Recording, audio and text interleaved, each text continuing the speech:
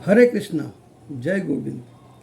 भक्तिमाल के भक्ति पथ के 13वें कड़ी में मैं आज आपको भक्ति पथ ना समझा करके एक सब्जेक्ट में एक विषय बारे में बता रहा हूँ। कल मेरे पास एक फ़ोन आया कि पंडित जी आप बार बार भक्ति के बारे में बता रहे हो, भक्ति बता रहे हो, भगवान कहाँ हैं, हम उन तक हमारी पूजा कैसे घर पूजा तो अपने घर में कर रहे हैं या मंदिर में कर रहे हैं, तो भगवान तक पूजा कैसे पहुँचेगी। और आप कहते लोगों का भला करो, दान पुण्य करो, वहाँ पुण्य मिलेगा। अब हाँ, यहाँ दान पुण्य कर हमने भोजन लाया या वस्त्र लाए या धन हमने ब्राह्मणों को दे दिया, ब्राह्मण अपने घर ले गया, उससे ब्राह्मण ने भोजन खा लिया, तो हमें पीछे वहाँ कहाँ मिलेगा। एक बहुत बड़ा प्रश्न कल मुझे फ़ोन में पूछा कि इसका हमें निवारण बताइए कि ऐसे कैसे होगा। हमने यहाँ पे दान किया, हमें वहाँ कैसे मिलेगा, और हम पूजा यहाँ करें तो भगवान तक पूजा हमारी कैसे जाएगी। या तो अनेक रास्ते हैं, रास्ते ही नहीं वहाँ जाने तक, कैसे जाएगी। उसके बारे में मैं आपको बता रहा हूँ। सर्वप्रथम जब प्रश्न ही ऐसे है तो सिद्धि विनायक का ही ध्यान किया जाए, गणेश सद्बुद्धि देंगे। आइए एक भगवान गणेश का भजन करते हैं। रख लाज मेरी गणपति, लख राज मेरी गणपति, अपनी शरण में लीजिए। रख लाज मेरी गणपति, अपनी शरण में लीजिए। कर आज मंगल गणपति, कर आज मंगल गणपति, अपनी कृपा अब कीजिए। रख लाज मेरी गणपति, रख लाज मेरी गणपति, अपनी शरण में लीजिए। रख लाज मेरी गणपति। सिद्धि विनायक दुख हरण, सिद्धि विनायक दुख हरण, संतापकारी सुख करण, संतापकारी सुख करण। कर प्रार्थना में नित्य प्रति, कर प्रार्थना में नित्य प्रति, पर पाग पंकज दीजिए, पर पाग पंकज दीजिए। रख लाज मेरी गणपति, रख लाज मेरी गणपति, अपनी शरण में लीजिए। क्योंकि तेरी दया तेरी कृपा, तेरी दया तेरी कृपा, हे नाथ हम मांगे सदा। तेरी दया तेरी कृपा, हे नाथ हम मांगे सदा। तेरा ध्यान में हो मति सदा, तेरे ध्यान में हो मति सदा। पर नाथ शरण को दीजिए, हे नाथ शरण दीजिए। रख लाज मेरी गणपति, रख लाज मेरी गणपति, अपनी शरण में लीजिए। करते हैं तेरी वंदना, करते हैं प्रथम तेरी वंदना, तेरा नाम ही दुख भंजना। करते हैं तेरी वंदना, तेरा नाम ही दुख भंजना। करना प्रभु मेरी सदगति, करना प्रभु मेरी सदगति, अब तो शरण में लीजिए। करना प्रभु मेरी सदगति, अब तो शरण में लीजिए।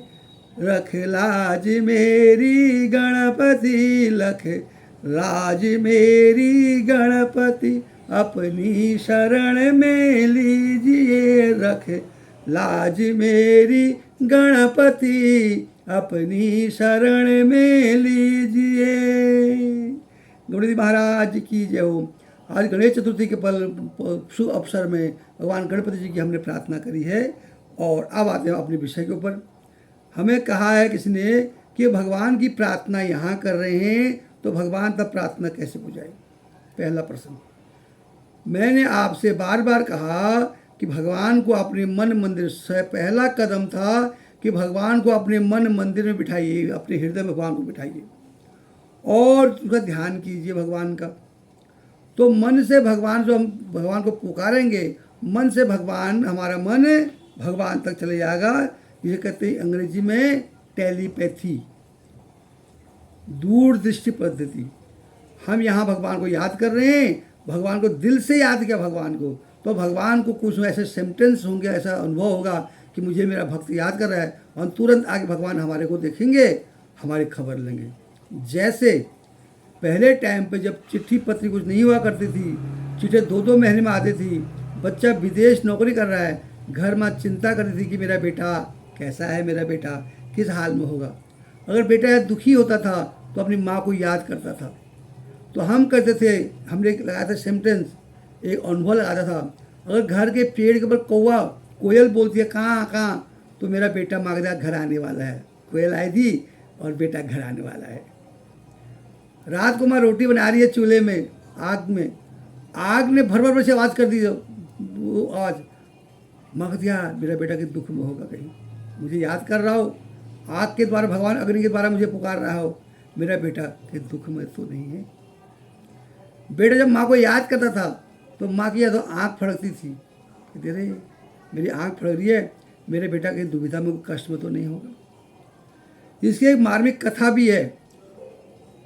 हमारे कुमाऊँ में राजा हरुहित की कथा आती है। हरुहित उस टाइम 10-11 साल के थे। उनकी 7 जो थी भाभियाँ थी, वो घर छोड़ के चले गई। अपनी भाभी को लाने के लिए, अपने घर की इज्जत बचाने के लिए भाभी को लेने के लिए गए, और दूर जाकर के वहाँ 2 पहलवान थे, हम और दम, उनने भाभियों को अपने कब्जे में कर लिया और उनका बंटवारा भी कर दिया। 3 तेरी, 3 मेरी, 1 दोनों की रहेगी। अब उनके चुंगले कैसे छुड़ाया जाए। जब उसको पता लगा हरुहित को, तो हरुहित उनसे लड़ने के लिए गया, उनको मारा, और 2 पहलवान थे, उनने हरुहित को घायल कर दिया। हरुहित वहाँ बेहोश पड़े। अब हरुहित अपने वहाँ कोई ना समझ करके, असहाय समझ के, कि कोई था ही नहीं उनका, अकेले थे वो, असहाय समझ के अपनी माँ को याद करते हैं कि हे माँ, आज मैं घर की लाज बचाने के लिए अपनी भाभीयों को लाने के लिए गया था, यहाँ मुझे मार दिया है माँ। मैं इतने में लंबे समय से आया था, भूखा प्यासा था, मुझे भूख लगी थी, प्यास लगी थी, उन्होंने असहाय मुझे मार दिया माँ, मैं बेहोश हो गया। हे माँ, यदि अगर मुझे थोड़ा दूध मिल जाए पीने के लिए, मुझे शक्ति आ जाएगी, मैं फिर को मार दूंगा। ऐसा वहाँ हरुहित ने अपनी माँ को याद किया, और माँ को वहाँ सपना आ गया। माँ ने कहते अपनी छाती से वहाँ सपने में उनको दूध पिलाया। सपने में छाती से दूध पिलाते ही हरुहित का वहाँ पेट भर गया दूध से। उन्हें दूध पिया, उनका पेट भर गया। उस पेट भरने से, दूध पीने से उनको शक्ति, ताकत मिल गई, पावर मिल गई, और फिर होश में, चेतना में आए, और उन्हें दोनों हमधमों को मार करके अपनी भाभी को अपने घर ले आए। ये है कथा, सच्ची कथा है टेलीपैथी से, कि भक्त ने, माँ ने, वहाँ बेटे ने माँ को याद किया, दुविधा में याद किया बेटे को, और माँ ने अपने बेटे पुकार सुन के सपने में उसको दूध पिला दिया, और उस दूध की चेतना से पी करके वो बालक चेतना में आ गया और युद्ध करके अपने घर आ गया। एक सच्ची कथा राजा हरुहित की हमारे कुमाऊँ प्रदेश में है। तो यह है भगवान को याद करने की विधि। हम भगवान यहाँ याद करेंगे, अगर मन से, दिल से याद करेंगे, तो हमारी दिल की तरंगें भगवान तक पहुँचती हैं। जैसे दूरदर्शन से आपको प्रोग्राम चल रहा है, आपके घर में टीवी में कैसे आते हैं, डिश के द्वारा, किरणों के द्वारा, ऐसे अगर मन से वो याद करो, तो मन से जो तरंगें निकलेंगी वो भगवान तक, सीधा भगवान तक पहुँचेगी, और भगवान उसका फिर रिप्लाई अवश्य करेंगे, आपका आगे दुख दूर करेंगे, आपकी पुकार सुनेंगे। इसी प्रकार फिर आते हैं हम दान पुण्य में। कई लोगों ने कहा दान तो यहाँ के ब्राह्मण लेके, ब्राह्मण खा के चले गए, नदी में फेंक दिया, वहाँ नदी में पानी फेंक दिया, हम लोग कोई चीज़ फेंक दी दान, तो भगवान दान हमें आगे कैसे मिलेगा, क्या गारंटी है उस जन्म हमको दान मिलेगा। तो मेरे प्यारे, मेरे गोविंद के भक्तों, एक आपको मैं तत्कालीन विधि बताता हूँ। आपने सुना का एक कहानी सुनी क्या आपने, हवाला कांड सुना होगा ना। विदेश में कहीं पे कोई सामान वितरित कर दिया, कोई चीज़ वहाँ वितरित कर दी, और पेमेंट उसकी हिंदुस्तान में हमारे यहाँ करनी है। एक आदमी ने वहाँ सामान वितरण कर दिया, और हिंदुस्तान में वो पैसा दूसरे उसको ट्रांसफ़र, उसके घर को ट्रांसफ़र मिल गया, ऐसे ही भगवान जब यहाँ आप दान करोगे भगवान का के लिए, ब्राह्मणों को दान करोगे, पशु पशु को खिलाओगे, भूख लाओगे, तो भगवान वहाँ आपका पुण्य जमा कर देंगे कि इसने आज इतने लोगों को खाना खिलाया।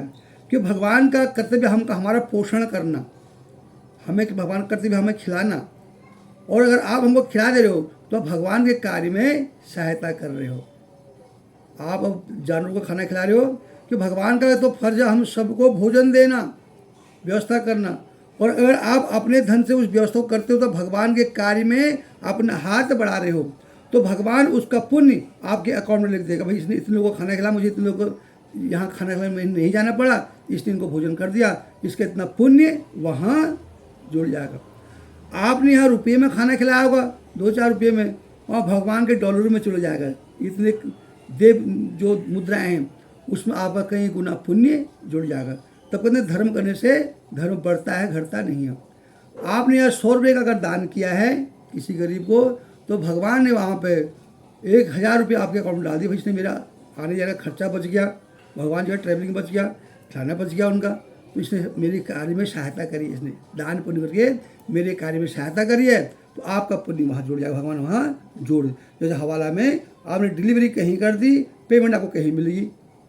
इसी प्रकार से आप अगर यहाँ पुण्य करेंगे तो उसका पुण्य का फल आपको और जगह मिल जाएगा।